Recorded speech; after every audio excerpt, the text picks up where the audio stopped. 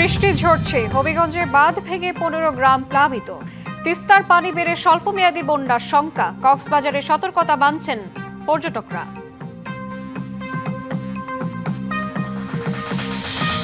টানা বৃষ্টিতে দেশের বিভিন্ন স্থানে জলাবদ্ধতায় পণ্য সরবরাহের সংকট। রাজধানীতে বেড়েছে সবজির দাম। বহু ঘের ভেসে যাওয়ায় চড়া মাছের দরও।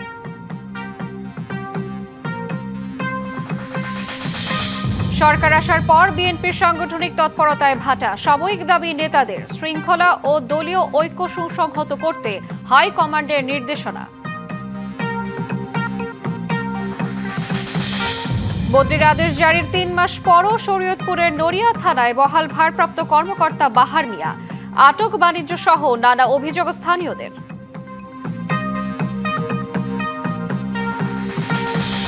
মধ্যপ্রাচ্যে ফের যুদ্ধের দামামা। ইরানের 90টি লক্ষ্যবস্তুতে মার্কিন হামলা। আর সমঝোতা নয়, জানালেন ট্রাম্প। কথায় নয়, কাজে জবাব দেবে তেহরান। চট্টগ্রামে পাহাড়ি ঢল আর জলাবদ্ধতায় জেলার অন্তত 4.5 লাখ মানুষ পানিবন্দী হয়ে পড়েছেন। এই বিষয়ে আরও জানাতে চট্টগ্রাম এবং শেরপুর থেকে যুক্ত হচ্ছেন আমাদের সহকর্মীরা। শুরুতেই যাব চট্টগ্রামে, সেখানে রয়েছেন সহকর্মী শহীদুল ইসলাম। শহীদ, মানুষের ভোগান্তি নিয়ে জানাবেন, প্রশাসনের পক্ষ থেকে কি পদক্ষেপ নেওয়া হয়েছে জানাবেন বিস্তারিত। চট্টগ্রামে যে টানা 4 দিন ধরে যে অবিরাম বৃষ্টি চলছে, সেই বৃষ্টিতে আসলে চট্টগ্রাম মহানগর ছাড়াও বিভিন্ন উপজেলা আসলে প্লাবিত হয়েছে। আমরা এই মুহূর্তে আছি চট্টগ্রামের দক্ষিণ চট্টগ্রামের আমরা চন্দনাশে। আমরা সাতকানিয়ার উদ্দেশ্যে এসেছিলাম, যেখানে আসলে অতি ভয়াবহ আসলে বন্যা হয়েছে। সেখানে ওই উপজেলার প্রায় 70% গ্রাম প্লাবিত হয়েছে অলরেডি। আমরা কিন্তু যেতে পারিনি, পথে আমরা চন্দনাশে এখানে আটকা পড়েছি। এখানে যে সব মহাসড়ক দেখতেই পাচ্ছেন আপনি, এখানে আসলে কোথাও কোমর পরিমাণ, কোথাও বুক পরিমাণ পানি হয়েছে। এবং এর ফলে আসলে ঢাকা থেকে যারা পর্যটকরা এসেছেন বান্দরবন অথবা কক্সবাজারে যাওয়ার জন্য, তারাও আসলে ভোগান্তিতে পড়েছেন। আপনার এই রাস্তার এক পাশে আসলে দীর্ঘ যানজটের সৃষ্টি হয়েছে। আপনি দেখতেই পাচ্ছেন সড়কে এখানকার যে স্থানীয়রা রয়েছেন, তারা আসলে জাল মেরে মাছ ধরারও চেষ্টা করছেন। আমি যদি বিশেষ করে চট্টগ্রামের যে উপজেলাগুলো, দক্ষিণ চট্টগ্রামের উপজেলাগুলো যে প্লাবিত হয়েছে অথবা বন্যা হয়েছে, সেখানে আমি যদি একটু উল্লেখ করতে চাই, সাতকানিয়া উপজেলার প্রায় 17টি ইউনিয়ন এবং একটি পৌরসভা গ্রাম টোটালি আসলে পুরোটাই প্লাবিত হয়েছে। এবং এর মধ্যে সাতকানিয়ার যে আদালত রয়েছে এবং উপজেলা স্বাস্থ্য কমপ্লেক্স এবং পৌরসভা, এসব জায়গায় আসলে পানি উঠেছে এবং তারা আসলে নিজেদের যে কর্ম তারা আসলে সেটা সঠিকভাবে পরিচালনা করতে পারছেন না। এছাড়াও সাতকানিয়ার আশপাশ এবং চন্দনাশির যে আশপাশ রয়েছে ডালু নদী এবং সাঙ্গু এবং শঙ্খ নদীর পানিও আসলে বিপদসীমার উপর দিয়ে আসলে প্রবাহিত হচ্ছে। এর ফলে আরও যত দিন বেলা গড়াবে, যদি বৃষ্টি হয়, সেক্ষেত্রে বন্যার আরও পানি বাড়ারও শঙ্কা রয়েছে। এছাড়াও আমি যদি বলি, সাতকানিয়ার প্রায় 3.5 লাখ মানুষ আসলে পানিবন্দী হয়ে উঠেছেন। আমাদের জেলা প্রশাসন থেকে এরকমই তথ্য দেওয়া হয়েছে। পাশাপাশি বাঁশখালীর কথা যদি একটু বলি, বাঁশখালী 14টা ইউনিয়নের মধ্যে কম বেশি সবগুলো ইউনিয়নে মানুষজন পানিবন্দী হয়েছেন। এবং ওইখানকার যে বাঁশখালী ইউনিয়নে 38,000 মানুষ পানিবন্দী হয়েছেন এখন পর্যন্ত। এবং চন্দনাশ, আমরা যে জায়গাটিতে আছি, চন্দনাশের 8টি ইউনিয়ন এবং দুটি পৌরসভা, সবকটি গ্রামে আসলে পানি উঠেছে। এবং চন্দনাশে প্রায় 14,000 লোক পানিবন্দী হয়ে আছেন। এবং এই এলাকায় 27টিরও বেশি আশ্রয়কেন্দ্র আসলে খোলা হয়েছে। উপজেলা নির্বাহী কর্মকর্তা আমাদের এই তথ্য দিয়েছেন। পাশাপাশি লোহাগাড়ার কথা যদি বলি, লোহাগাড়ারও কম বেশি সব ইউনিয়নই আসলে বন্যা কবলিত হয়েছে। এবং প্রত্যেকটা গ্রামে আমরা দেখেছি এবং খোঁজ দিয়েছি যে গ্রামে গড়ে পানি ঢুকে গেছে। পাশাপাশি মসজিদেও পানি ঢুকতে আমরা দেখেছি। এছাড়াও যে আমরা গরু, ছাগল, মহিষ, এখানকার যে স্থানীয়রা রয়েছেন, তারা বলছেন যে এগুলো আসলে বন্যার পানিতে ভেসে গেছে। এতে করে তারা আসলে অসহায় জীবনযাপন করছেন। তারা সরকারেরও আসলে একটা হস্তক্ষেপ কামনা করেছেন। পাশাপাশি এখানকার যে জেলা প্রশাসন আছে, আমাদের জেলা প্রশাসক, চট্টগ্রামের জেলা প্রশাসক আমাদের জানিয়েছিলেন যে এখানকার যে বন্যা কবলিত যেসব উপজেলা রয়েছে এবং চট্টগ্রাম জেলা প্রশাসনের উদ্যোগে সব জায়গায় যে কর্মচারীরা রয়েছেন, তাদের ছুটি বাতিল করা হয়েছে, যাতে তারা আসলে এখানকার যে উপজেলা প্লাবিত হয়েছে সেই উপজেলাগুলোতে তারা আসলে সঠিকভাবে তাদের দায়িত্ব পালন করতে পারে। পাশাপাশি তিনি যেটি বললেন, ইতিমধ্যে সরকার থেকে 500 মেট্রিক টন চাল এসেছে এবং তারা জেলা প্রশাসনের পক্ষ থেকে, সরকার ত্রাণ মন্ত্রণালয়ের পক্ষ থেকে 10 লাখ টাকা এবং প্রধানমন্ত্রীর পক্ষ থেকে বিশেষ তহবিল থেকে 20 লাখ টাকা অর্থাৎ 30 লাখ টাকা বরাদ্দ করা হয়েছে। এরকমই তথ্য আমাদের জেলা প্রশাসন দিয়েছেন। এছাড়াও যদি দক্ষিণ চট্টগ্রামের বাইরে যদি আমি বলতে চাই, সেক্ষেত্রে উত্তর চট্টগ্রামের রাউজান, ফটিকছড়ি, হাটাজারি এবং মিরসরাইয়ের যে নির্মাঞ্চল এলাকা রয়েছে, সেসব এলাকাতেও আসলে পানিবন্দী। শহীদ, ধন্যবাদ আপনাকে। আমাদের সঙ্গে এই বিষয়ে আরো জানাতে যুক্ত রয়েছেন সহকর্মী SM জুবায়ের। শেরপুরে দেখা দিয়েছে বন্যার শঙ্কা। ফসলের ক্ষয়ক্ষতি এবং মানুষের ভোগান্তি সম্পর্কে জানাবেন আমাদের। আমরা এই মুহূর্তে রয়েছি শেরপুরের যে পাহাড়ি অঞ্চলগুলো দিয়ে আসলে নদীগুলো দিয়ে পানি প্রবেশ করে সেটির একটি হচ্ছে ঝিনাইগাতি এবং নালিতাবাড়ি অন্যতম। এর পাশাপাশি যে শ্রীবর্দী উপজেলা রয়েছে সেখানেও কিন্তু আসলে নদী দিয়ে ভারত থেকে উজান থেকে পাহাড় থেকে পানি নেমে আসে এবং ফলে বিভিন্ন সময় এরকম আকস্মিক বন্যা সৃষ্টি হয়। এখন আমি যেখানটিতে রয়েছি এটি শেরপুরের ঝিনাইগাতি উপজেলার হাতিবান্ধা ইউনিয়নের বেলতৈল গ্রামে। এখানে কিন্তু আমি দাঁড়িয়ে রয়েছি, এটি একটি পাকা সড়ক। এই সড়কটি সামনে কিছু দূর সামনে আসলে গতকাল যে তীব্র পানির স্রোত ছিল সেই স্রোতে রাস্তাটি ভেসে গিয়েছে। আমরা আসলে স্থানীয়দের সাথে কথা বলছিলাম যে এরকম ভোগান্তি বিভিন্ন সময় যে পাহাড়ি ঢল আসে সেই ঢলে কিন্তু আসলে নদীর বিভিন্ন স্থানে বাঁধে ভাঙন দেখা দেয় এবং ভাঙন দেখা দিলে আশেপাশের যে এলাকাগুলো রয়েছে সেগুলো প্লাবিত হয়ে যায় এবং প্লাবিত হওয়ার সাথে সাথে আসলে আশেপাশের যত বাড়িঘর রয়েছে রাস্তাঘাট রয়েছে সব জায়গায় কিন্তু পানি চলে যায় এবং এখন পর্যন্ত শেরপুরের 2টি উপজেলার এখনো 20টি গ্রামের মানুষ আসলে পানিবন্দী রয়েছে। এখন পর্যন্ত আমরা পানি উন্নয়ন বোর্ডের কাছ থেকে যে তথ্য পেয়েছি আজ সকালে পানি কিছুটা কমেছে। গতকাল যে শেরপুরের চেল্লাখালী নদীর পানি বিপদসীমার উপর দিয়ে প্রবাহিত হচ্ছিল সেটি আজ কিছুটা কমে বিপদসীমার 53 সেন্টিমিটার নিচ দিয়ে প্রবাহিত হচ্ছে বলে পানি উন্নয়ন বোর্ড থেকে জানিয়েছে। এছাড়া অন্যান্য পুরাতন ব্রহ্মপুত্র, ভোগাই, মহারশী, সোমেশ্বরী সবগুলো নদীর পানি কিছুটা কমেছে। গতরাতে স্থানীয়ভাবে এদিকেও আসলে ভারী বৃষ্টি হয়নি, ফলে এই পানিগুলো বাড়েনি। তবে হচ্ছে যে এখনো শঙ্কা রয়েছে, আবহাওয়া পূর্বাভাস যেমনটি বলা হয়েছে যে আগামী আরো 2-3 দিন আসলে ভারী বর্ষণ হতে পারে। সেটি যদি হয় তাহলে আসলে শেরপুরের 3টি উপজেলা বন্যা কবলিত হওয়ার শঙ্কা রয়েছে। আমরা আসলে নদী ভাঙন সম্পর্কে পানি উন্নয়ন বোর্ডের সাথে জানতে চেয়েছিলাম। তারা প্রতি বছর যেটি বলেন আসলে যে জরুরি মেরামতের ব্যবস্থা তারা করবেন। আমরা বিভিন্ন সময় দেখি যে যখন ঢল আসে তখন আসলে স্থানীয়রা আপ্রাণ চেষ্টা করে তাদের সেই নদীর বাঁধ টিকে রাখার জন্য। এছাড়া গতকাল যে শেরপুরের চেল্লাখালী নদীর পানি বিপদসীমার উপর দিয়ে বইছিল সেখানেও আসলে গোল্লার পার এলাকাতে নদী ভাঙন দেখা দেয় এবং বিভিন্ন এলাকাতে পানি প্রবেশ করে। এখন পর্যন্ত শেরপুরের আসলে 4টি ইউনিয়ন সরাসরিভাবে ক্ষতিগ্রস্ত হয়েছে। পানি রয়েছে বিভিন্ন স্থানে, কোনো জায়গায় নিম্নাঞ্চলে এবং অনেকের বাড়িঘরেও পানি রয়েছে। তবে ভারী বৃষ্টিপাত না হলে পানি আজকে বিকেলের মধ্যে কমে যেতে পারে। যদি ভারী বৃষ্টিপাত আবারও হয় তাহলে আসলে বন্যা পরিস্থিতি অবনতি হতে পারে বলে জানিয়েছে সংশ্লিষ্টরা। তো আমার কাছে শেরপুরের ঝিনাইগাতি থেকে আপাতত আকস্মিক বন্যার এ ছিল সবশেষ খবর। ধন্যবাদ আপনাকে। রাজধানীতে সকাল থেকেই থেমে থেমে বৃষ্টি হচ্ছে। বৈরী আবহাওয়া সারা দেশে, বাড়ছে নদ নদীর পানি। আরো জানাতে আবহাওয়া অধিদপ্তর থেকে যুক্ত হচ্ছেন সহকর্মী শুভ খান। সরাসরি চলে যাচ্ছি তার কাছে।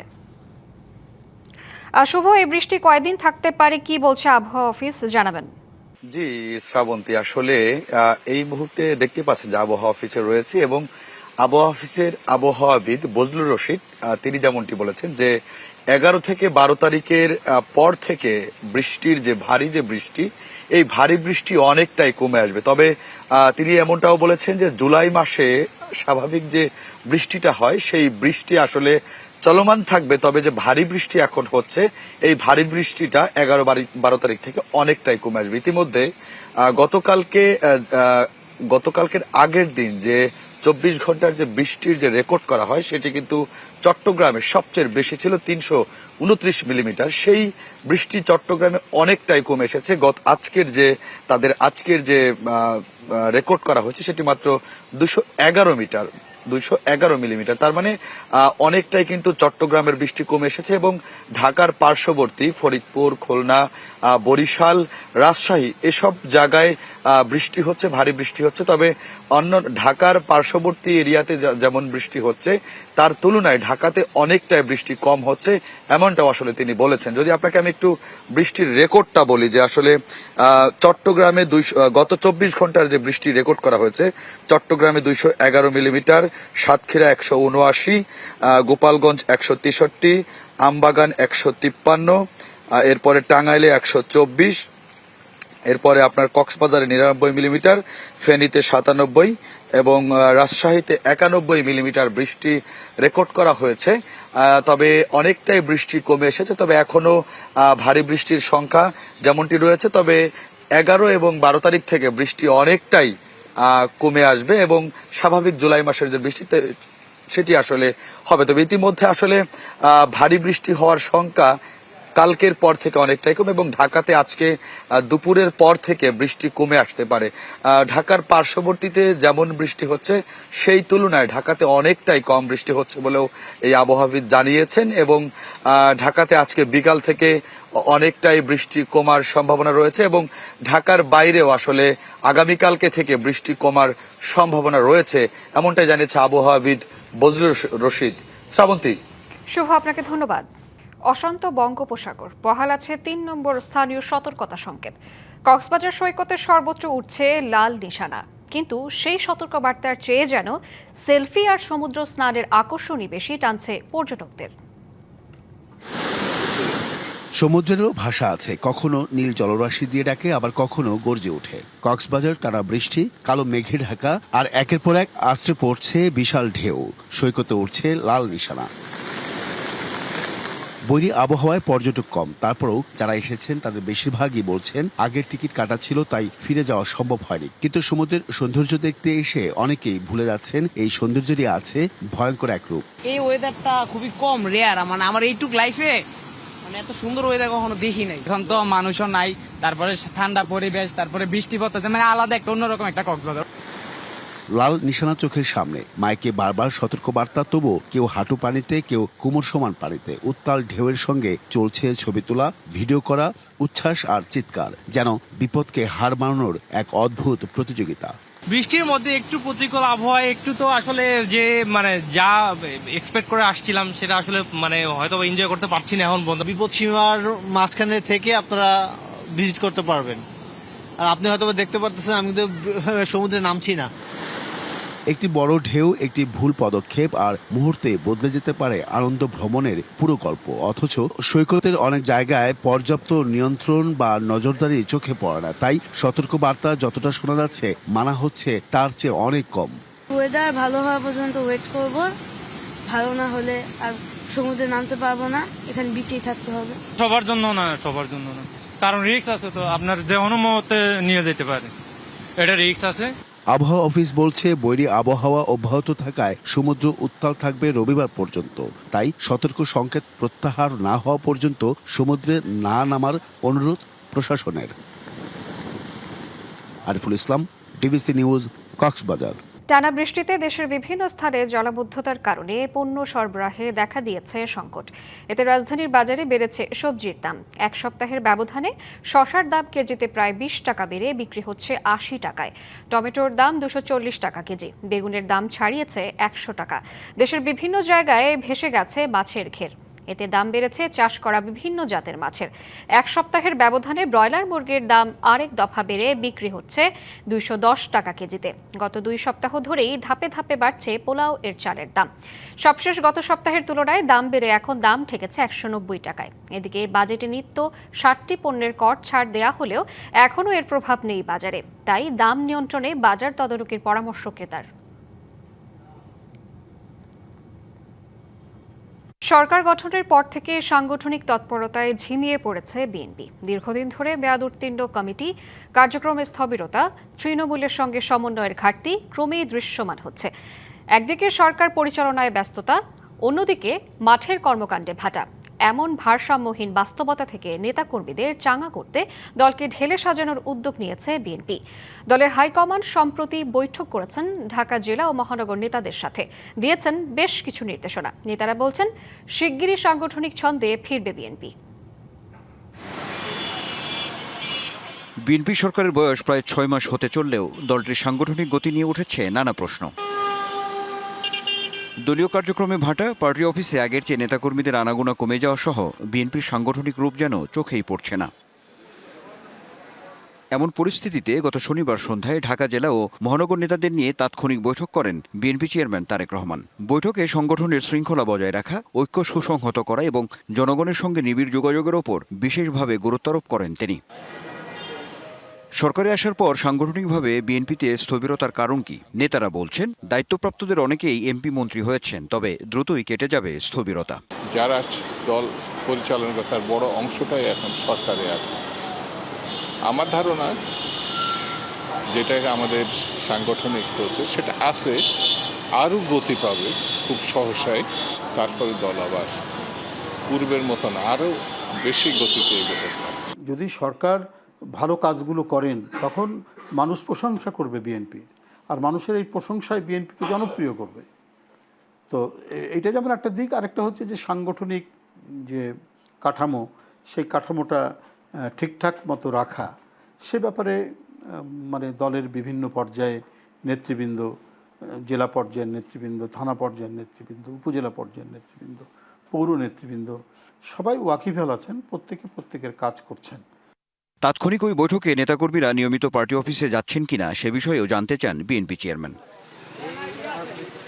নেতারা বলছেন, চেয়ারম্যানের নজরদারিতে আছে দলের হাল হকিকত। সংগঠন ঠিক রাখতে দায়িত্বপ্রাপ্তরা কাজ করে যাচ্ছেন বলেও দাবি তাদের। ইতিমধ্যে আমাদের কিন্তু ঘোষণা আছে, খুব অল্প সময় আমরা জাতীয় সম্মেলনে যাব। বিএনপির যে সম্মেলনটা বেশ কিছুদিন হয়নি, সেই সম্মেলন এবং তার প্রক্রিয়া শুরু আভ্যন্তরীণভাবে হচ্ছে। সেটি যখন গতি পাবে তখন দল আরও গতিশীল এবং চাঙ্গা হয়ে যাবে। উনি তো প্রধানমন্ত্রী, তার তো দেশে বিদেশে অনেক কাজ আছে, কিন্তু উনি সাংগঠনিক কর্মকাণ্ডগুলো অবহিত কিনা, তিনি অবহিত হচ্ছেন, নানাভাবেই অবহিত হচ্ছেন, নানাভাবেই তিনি খোঁজখবর নিচ্ছেন, নিয়ে তারপরে ওনার যেখানে যে পরামর্শটা দেওয়া দরকার সে পরামর্শও তিনি দিচ্ছেন। তো কোথাও কোনো কমতি নেই, আবার কমতি আছে বলে আমি মনে করি না। সংগঠনকে আরও শক্তিশালী ও সক্রিয় করার লক্ষ্যে বিভিন্ন ইউনিটের কমিটি ভেঙে দিয়ে নতুন কমিটি গঠনের ব্যাপারে বিএনপির হাইকমান্ড নির্দেশনা দিয়েছে বলে জানা গেছে। Anwar Hossain, DBC news, Dhaka. একে অপরের সামরিক ও কৌশলগত স্থাপনায় পাল্টাপাল্টি হামলা চালিয়ে যাচ্ছে যুক্তরাষ্ট্র ও ইরান।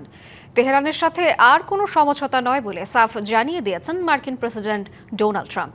তবে কথায় নয়, কাজে জবাব দেওয়ার হুঁশিয়ারি দিয়েছে তেহরান। এতে মধ্যপ্রাচ্যের সর্বাত্মক যুদ্ধের অশনি সংকেত দেখছেন বিশ্লেষকরা। আকাশ থেকে ঝরছে মিসাইল আর ড্রোনের আগুন। জন্মশহর মাশহাদে ইরানের সর্বোচ্চ নেতা আয়াতুল্লাহ আলী খামেনির দাফনের আনুষ্ঠানিকতার মধ্যেই চলে মার্কিন বাহিনীর হামলা। পেন্টাগনের দাবি, ইরানের উপকূলীয় রাডার ও সামরিক লজিস্টিক সহ অন্তত 90টি স্থাপনায় নিখুঁত হামলা চালিয়েছে তারা। বাদ যায়নি বুশেহর পারমাণবিক কেন্দ্রের আশেপাশের এলাকাও। বসে নেই তেহরানও। কুয়েত, বাহরাইন, কাতার, জর্ডান এবং ইরাকে মার্কিন ঘাঁটিতে আঘাত হেনেছে ইরানি বাহিনী। আসছে ক্ষয়ক্ষতি ও প্রাণহানির খবর। পাল্টাপাল্টি এ হামলায় থমকে গেছে হরমুজ প্রণালী। আন্তর্জাতিক ট্যাঙ্কার মালিকদের সংগঠন ইন্টারট্যাঙ্কর তথ্যমতে যুদ্ধ শুরুর আগে যেখানে দিনে 130টি জাহাজ চলত, বর্তমানে তা নেমে এসেছে এক অঙ্কের ঘরে। এদিকে মার্কিন প্রেসিডেন্ট ডোনাল্ড ট্রাম্প জানিয়েছেন, তেহরানের সাথে আলোচনার আর কোনো সুযোগ নেই। একে সময়ের অপচয় বলেও মন্তব্য করেন তিনি। ট্রাম্পের এমন বক্তব্যে ক্ষুব্ধ ইরান। দেশটির পররাষ্ট্রমন্ত্রী আব্বাস আরাকচি জানান, তারা কথায় নয়, সাহসিকতার সাথে কাজের মাধ্যমেই এর জবাব দেবেন। গত মাসে সই হওয়া 60 দিনের যুদ্ধবিরতি চুক্তি এখন শুধু কাগজে কলমে। কূটনৈতিক সমঝোতার পথ পুরোপুরি বন্ধ হয়ে যাওয়ায় মধ্যপ্রাচ্যে এখন সর্বাত্মক যুদ্ধের অশনি সংকেত। পাল্টাপাল্টি প্রতিশোধের এ আগুন আগামীতে পুরো অঞ্চলকেই ধ্বংসের মুখে ঠেলে দিতে পারে বলে আশঙ্কা আন্তর্জাতিক বিশ্লেষকদের। ইর্তেজা চৌধুরী, ডিবিসি নিউজ ডেস্ক।